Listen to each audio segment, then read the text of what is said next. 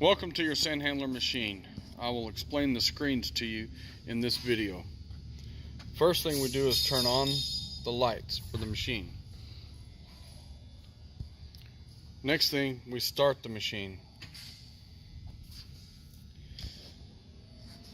When the PLC boots up, this is the screen you will view. What we have here is a clear all patterns button, a manual screen, a pattern setup, and an auto run screen. The clear all patterns will erase all of the data for all of the patterns that are stored in the system previously, so you can start fresh should you need to. The manual screen allows you to move your head in the machine with these buttons. You can also manually move with the joysticks. This set home position button will zero out your X and Y axes. This button returns you to the previous screen.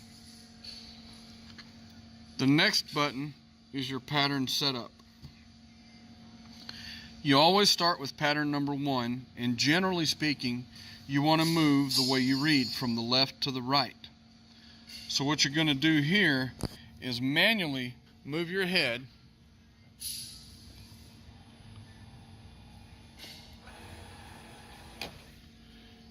to what would be the top left area of the pattern you want to blast. Press your set start position. Then you're going to continue moving the head to the lower right corner of the area you want to blast, and you're going to press set stop.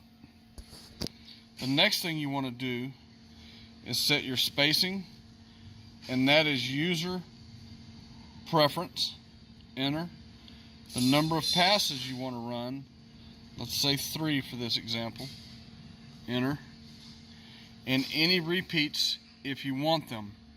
Most people do not do repeats. At this point, if it were wrong, you could reset this pattern and this pattern alone.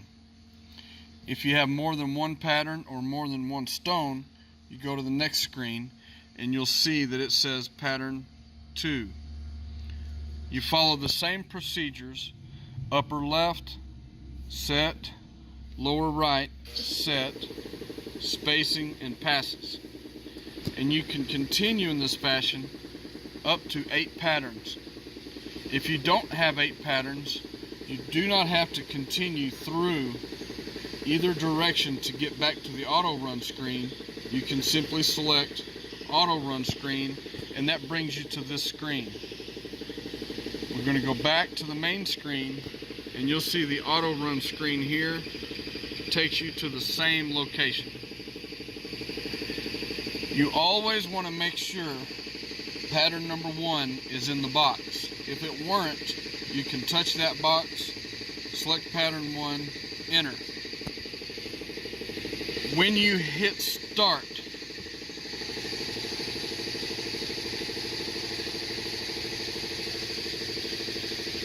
the first time, the machine will go home, and the spacing and number of passes you selected when you set up the pattern will be displayed. When you hit start again, the machine is going to run its pattern.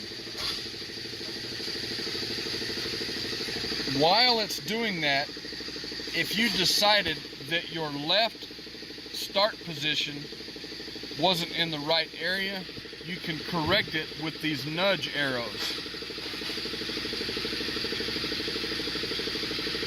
What those will do is adjust your start position in 1/8 of an inch increments each time it's pressed, and it will move it in the direction that the arrow is pressed. And on the right side of your pattern, you have the same nudge arrows that will adjust that. If you see there's an issue with your pattern being run, you can pause the machine. The head will move left and stop.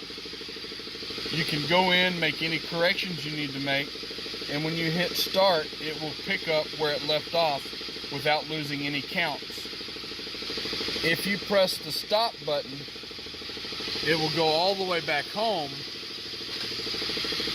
and when you press start again, the counts you had are lost. So pause and stop are very different. That concludes the screen and each of the functions, as well as how to set up a pattern or multiple patterns to be run.